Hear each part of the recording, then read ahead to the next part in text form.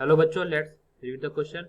The question is polar covalent molecule exhibit dipole moment. Dipole moment is equal to the product of charge separation q and the bond length d for the bond. Unit of dipole moment is d by 1.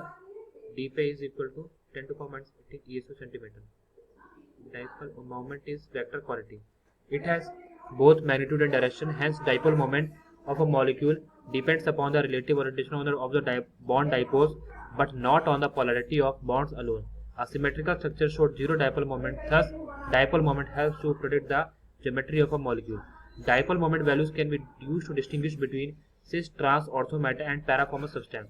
So, arrange the following compound in increasing order of dipole moment: toluene 1, toluene, toluene 1, M dichlorobenzene,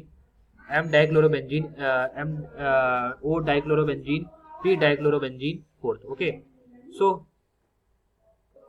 सो इस question ने कहा कि हमें यहाँ पर increasing order में इसको arrange करना है हमारे पास डायपोल मोमेंट्स में. तो पहले हमारा टाउलिन है, सेकंड हमारा ओ डाइक्लोरोबेंजीन है, थर्ड हमारा एम डाइक्लोरोबेंजीन, फिर पी डाइक्लोरोबेंजीन है. ठीक है, तो देखिए हम इसको किस अकॉर्डिंग हम लोग करेंगे. ठीक है, अकॉर्डिंग में तो जो आपका होता है O negative, M negative and P negative. Okay, उसके अगर मैं डेरिवेटिव्स के बारे में बात करूँ, डेरिवेटिव्स के बारे में बात करूँ तो उसका क्या होगा, has alpha equal to 60 degree,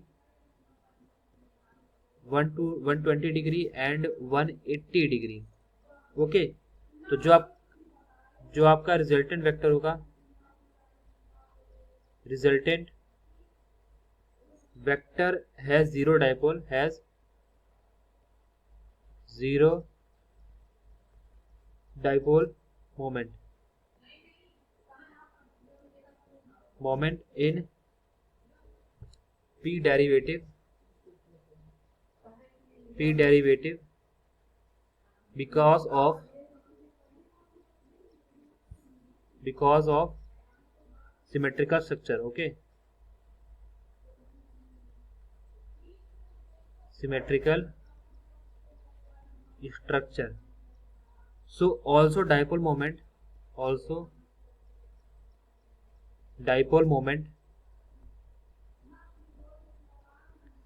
M dichlorobenzene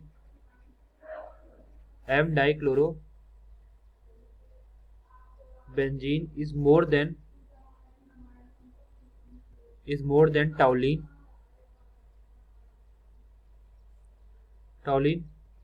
O and M dichlorobenzene have higher dipole moments than toluene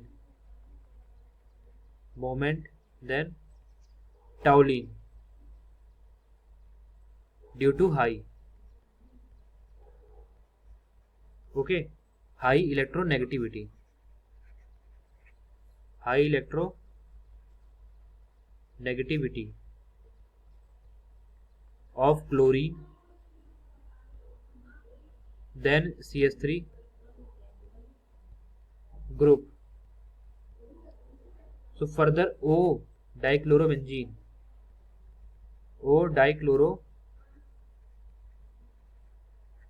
has higher dipole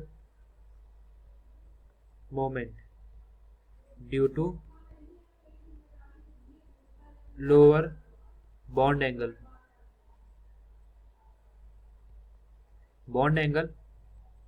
than M isomer. Okay, तो आपका जो एक करंट ऑर्डर क्या बनेगा, आपका बनेगा फोर्थ वाला जो पहला है P dichlorobenzene less than first वाला toluene, then less than second O dichlorobenzene. Okay, and then last is third which is M dichlorobenzene. Okay, तो ये आपका करेक्ट ऑर्डर इंक्रीजिंग ऑर्डर बनेगा. ठीक है, आपका इसमें मेन रीजन वही कि जो आपका रिजल्टेंट वेक्टर है वो जीरो डाइपोल मोमेंट है, क्योंकि जो आपका पी डेरिवेटिव का जीरो डाइपोल मोमेंट है. क्यों है, क्योंकि वो सिमेट्रिकल स्ट्रक्चर का है. और जो आपका डाइपोल मोमेंट एम डाइक्लोरोबेंजीन का है वो ज्यादा है टाउलिन से. ठीक है।